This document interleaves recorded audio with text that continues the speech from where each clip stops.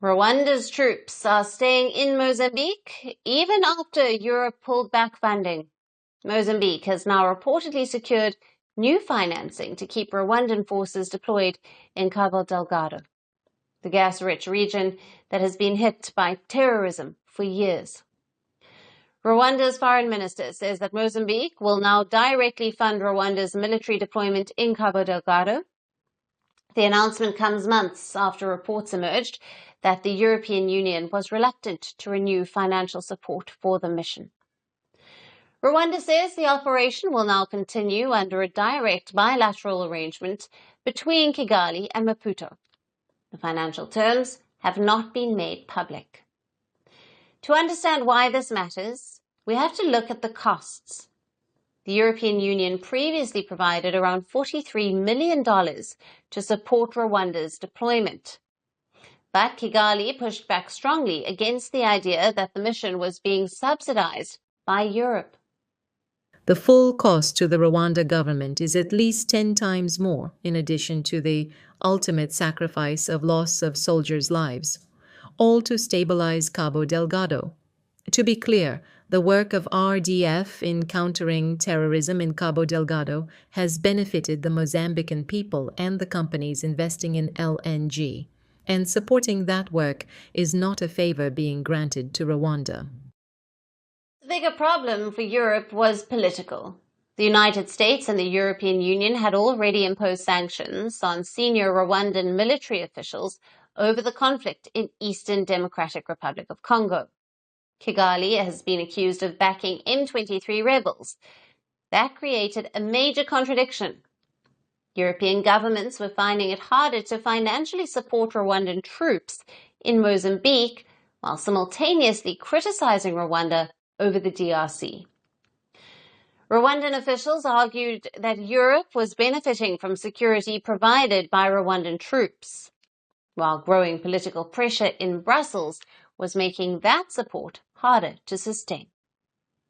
Regrettably, we have noted that the two requests by the government of Rwanda to Brussels were received with reluctance and were politicized by some EU member states, transforming a critical support to a fellow Mozambican people into an irrational criticism against Rwanda. But Rwanda did not back down. Earlier this year, Kigali warned that if funding collapsed, its forces could withdraw from Cabo Delgado.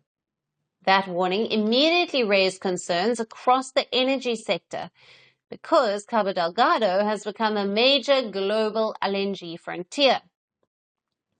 Before Rwanda's deployment in 2021, an Islamic State-linked terrorist group had overtaken parts of the region, killing thousands of people, displacing hundreds of thousands, and forcing major energy companies to halt operations. French giant Total Energy suspended its massive LNG project, leaving billions of dollars in energy investments frozen. Rwandan forces later helped to retake key towns, reopen trade routes, and stabilize areas around major energy sites, including zones near the LNG infrastructure.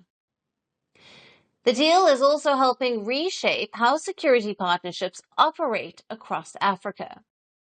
For years, major African security operations were largely handled through UN missions, regional blocs, or Western-backed coalitions.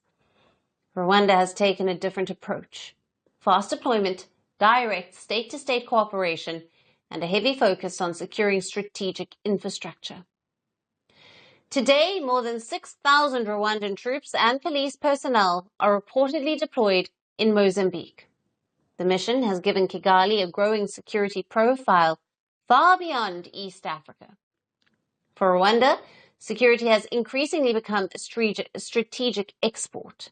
For Mozambique, the priority remains simple: keep the insurgency away from the gas fields and keep the LNG economy alive.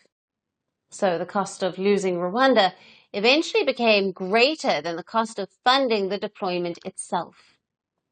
By bypassing the European Union, Kigali and Maputo have sent a clear message. If global energy companies want security for their billions, African states are increasingly expecting direct strategic partnerships in return.